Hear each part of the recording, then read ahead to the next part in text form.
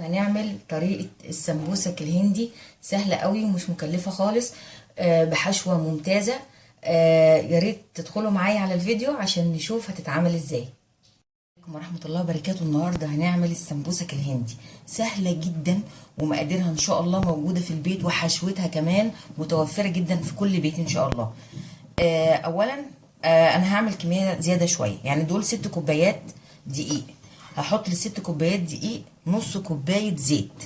عايزة تقللي الكمية هتحطي 3 كوبايات دقيق وربع كوباية زيت. بيتحط لها بهارات ايه؟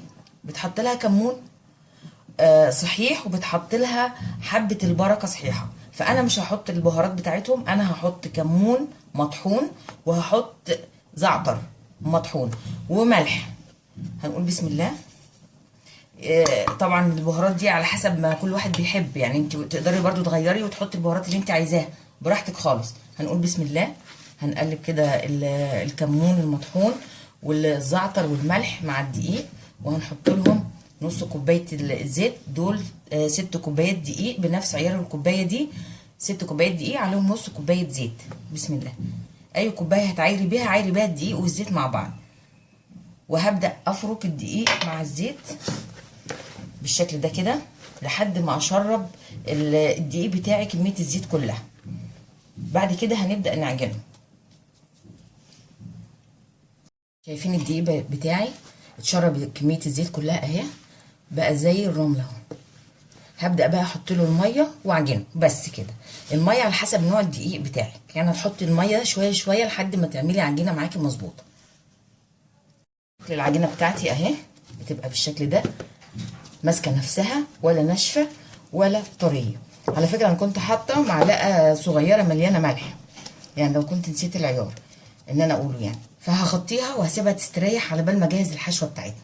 الحشوه عباره عن بطاطس مهروسه وشويه بسله. بقى حطينا الطاسه، نبدا نعمل الحشوه بتاعتنا. هنحط معاها شويه زيت ومعلقه سمنه، وهنضيف البصله بتاعتنا المفرومه، بصلتين كده حلوين،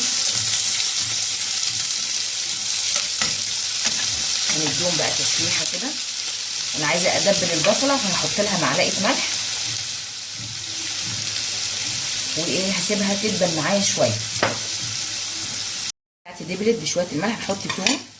التوم ده انا دقيته معاه شويه جنزبيل بالشكل ده كده. نديله تشويحه عشان تدي ريحه حلوه كده للخلطه بتاعتنا. ما عندنا بقى معايا شويه بسله على جزر، دول انا طبعا كنت مفرزاهم فانا هستخدمهم. نقول بسم الله.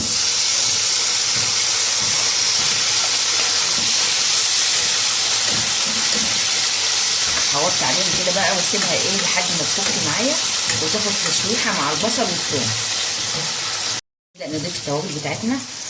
ده معلقه صغيره مليانه كاري، معلقه صغيره مليانه كمون على الكزبره مطحونين، وشويه فلفل اسود. نقول بسم الله.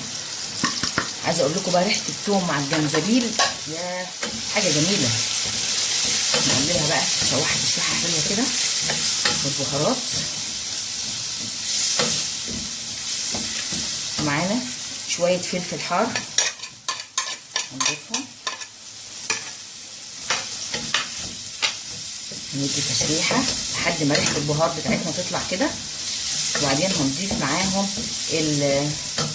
البطاطس المسلوقه. انا سلقتها بشويه ملح وقشرتها، وتهرسيها بمعلقه زيت صغيره كده وهي لسه سخنه عشان تبقى ناعمه معاكي.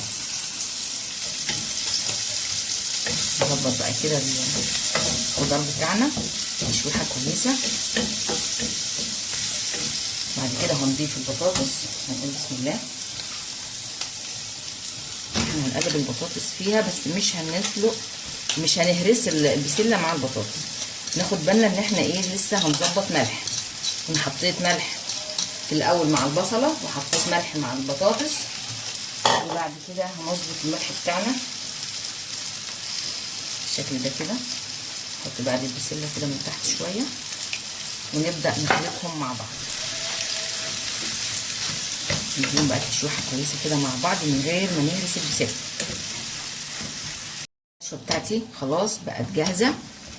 هسيبها بقى تهدى على بال ما نقطع العجينه بتاعتنا لقطع متوسطه كده، هنشوفها مع بعض. قطعنا العجينه بالشكل ده، هنقول بسم الله. احنا عايزينها تبقى بيضاويه مش مدوره، هنعملها كده نفردها طوليه كده. معانا طبق فيه شويه ميه عشان هنلزق بيه العجينه بتاعتنا، نفردها كويس بالشكل ده كده. هنيجي من النص ونفتحها، بقت معانا نص دايره بالشكل ده. هنعمل ايه بقى؟ هنحط الحشوه بتاعتنا في النص كده بشويه ميه، ونمشي على الحرف بتاع العجينه بالشكل ده كده عشان نلزقها بقى كده مع بعض كده اهي. يا رب تكون واضحه. ونبل من هنا برضو وناخدها كده، وده بيكون شكلها. هنفضها بقى من دقيقة كده، شايفين شكلها اهي. نعمل واحدة النص التاني، هناخد الحشوة نحطها بالشكل ده كده، شوية مية على حرف العجينة نعملها كده، بعد كده نقفلها اهي.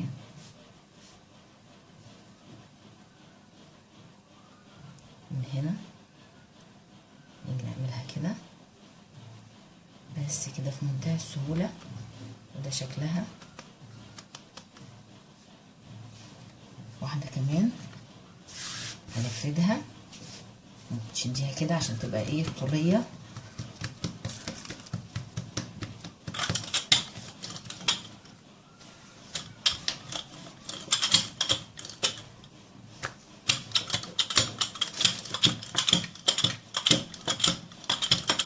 انا شايفه ان التقطيعه دي كبيره، فهعملها ايه على 3 اهي. هتبقى من هنا اهي، عشان دي كده على جنب. ممكن نقفلها تقفيله تانية عادي خالص، مفيش اي مشكله. هنعمل دي كده، هنحط فيها الحشو برضو.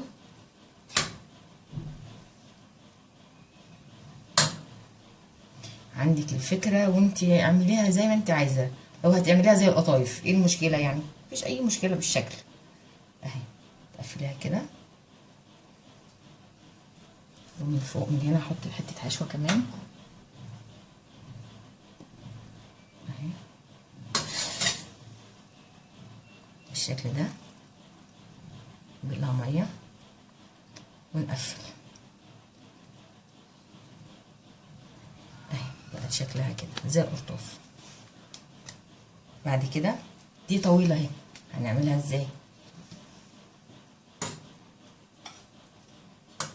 نقسمها، ممكن نقسمها نصين كده مربعه كده، ونحط لها حته حشوه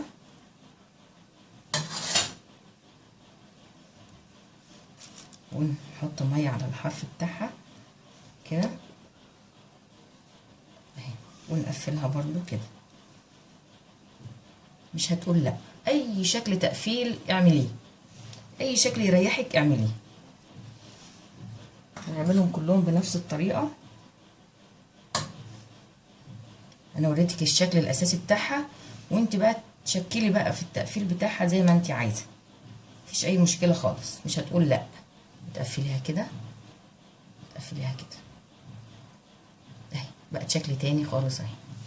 كله هيتعمل بنفس الطريقه. وبعد كده هتتقلي في الزيت. انا حطيت الزيت في الحله علشان يبقى كتير، يبقى غزير. هنقول بسم الله. الزيت يا دوبك دافي، هنحطها بقى بالشكل ده كده، وهنقلبها باستمرار علشان تتحمر من كل الجناب بتاعتها اهي. تقدري تعملي اي شكل بقى انت حباه بالشكل ده كده اهي. ما نسخنش الزيت قوي علشان ايه؟ تبقى مستويه العجينه بتاعتي، تبقى مستويه معايا بس كده. نبدا بقى نحمرها، ومفيش اكتر من كده، وبعد كده بتتقدم. السمبوسك الهندي حشوه ولا اجمل ولا اطعم من كده، وسهله وبسيطه ومش مكلفه خالص. يا ريت تجربوها وتفرحوا ولادكم في الصيف بقى، مش محتاجين طبيخ ولا الحاجات دي. تنسوش اللايك والاشتراك وتفعيل الجرس عشان يوصلكم كل جديد ان شاء الله.